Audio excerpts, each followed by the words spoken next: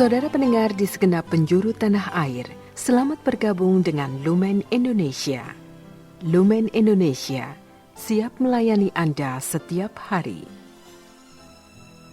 Saudara terkasih, marilah kita bersatu dalam Tuhan kita Yesus Kristus yang tidak berubah dahulu, sekarang, dan selama-lamanya.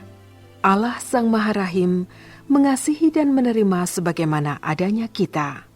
Allah Bapa kita di surga senantiasa bersedia menolong, menghibur, dan meneguhkan kita dalam menghadapi segala permasalahan hidup sehari-hari.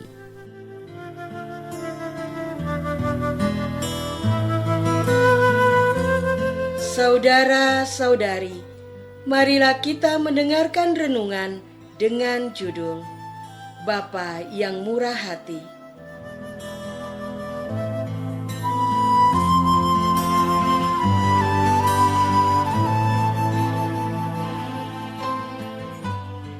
Yang berdasarkan pada Injil Lukas bab 6 ayat 36. Yesus bersabda, "Hendaklah kamu murah hati, sama seperti Bapamu adalah murah hati."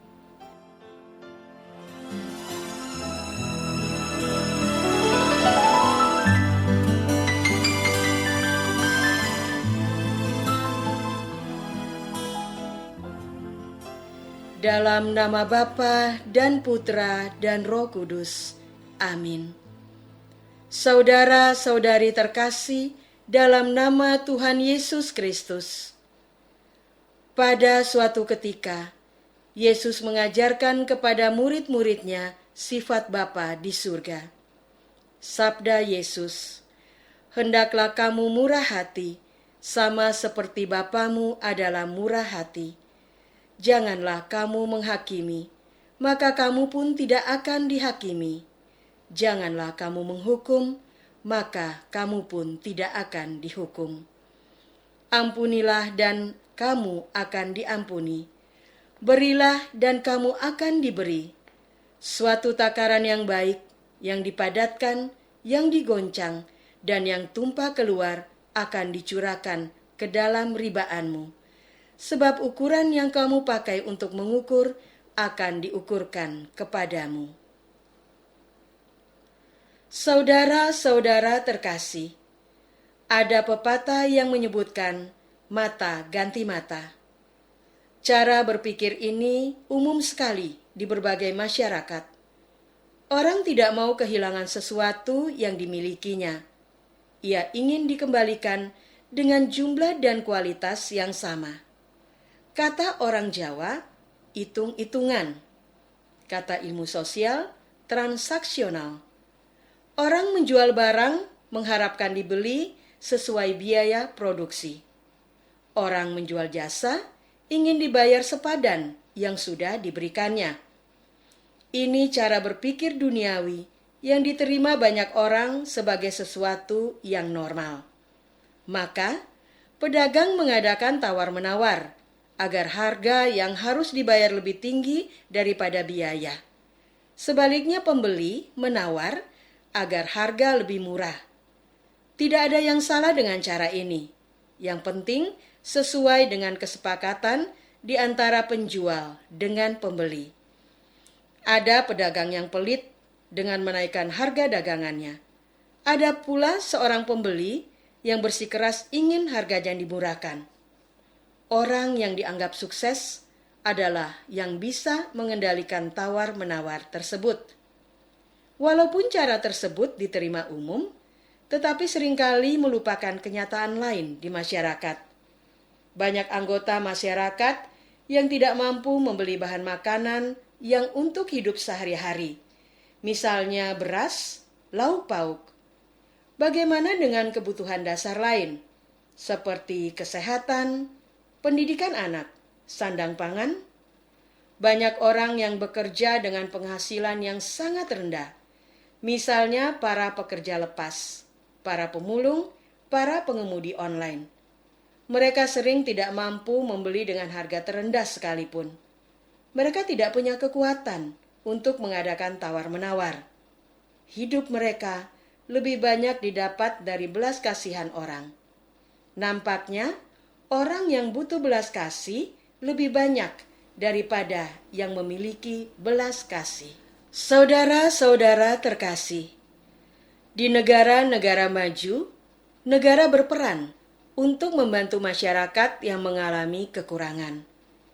Seringkali tidak terwujud sumbangan uang secara langsung, tetapi dalam berbagai pelayanan pemerintahan yang murah.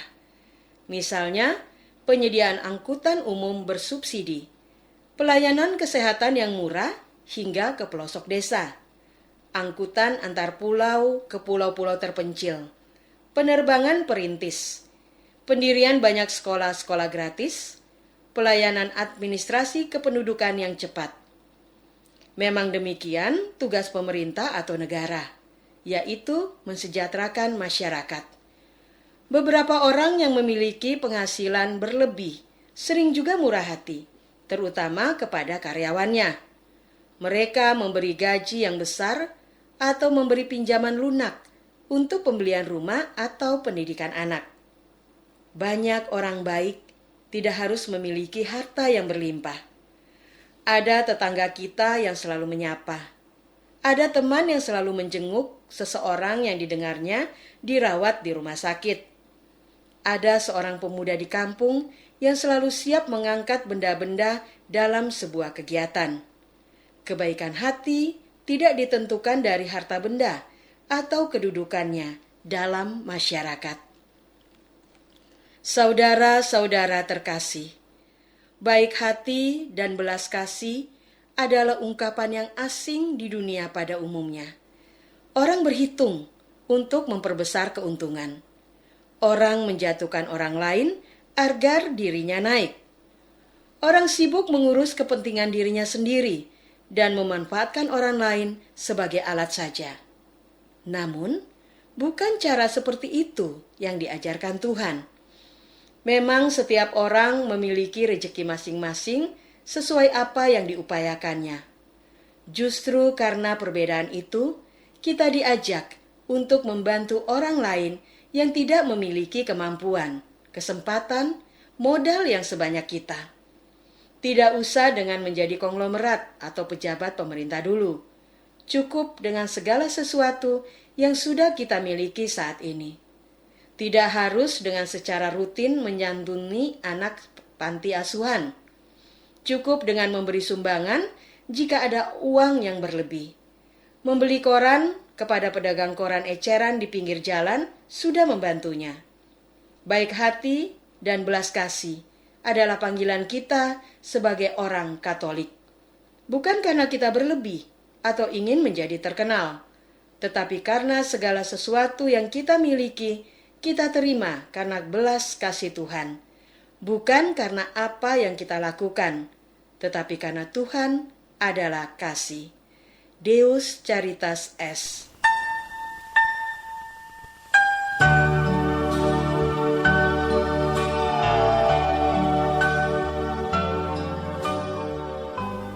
Saudara terkasih, marilah kita masuk dalam saat hening sejenak untuk meresapkan renungan yang baru saja kita dengar bersama dalam kehidupan iman kita masing-masing.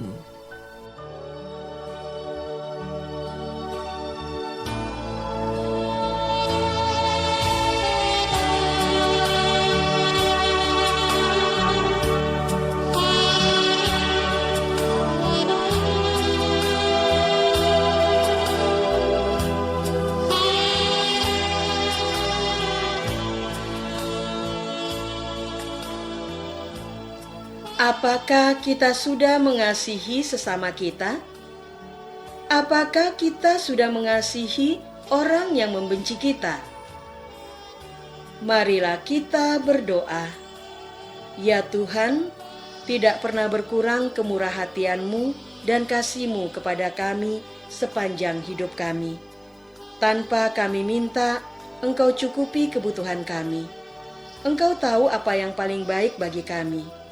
Ajarlah kami untuk bermurah hati kepada sesama kami yang membutuhkan, agar semua orang mengalami kemurah hatian-Mu.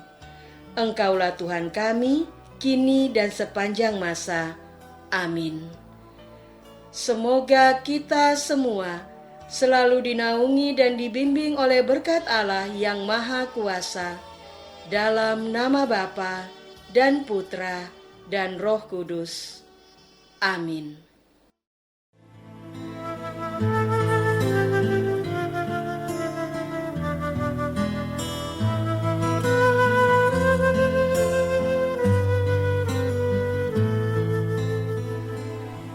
Dengan penuh kasih dan sukacita, Lumen Indonesia mengundang saudara-saudara seiman di segenap penjuru tanah air. Sekiranya ada tanggapan ataupun saran, kirimkan surat Anda ke Lumen Indonesia. Terima kasih atas perhatian Anda. Sampai berjumpa lagi dengan Lumen Indonesia pada waktu dan gelombang yang sama esok hari.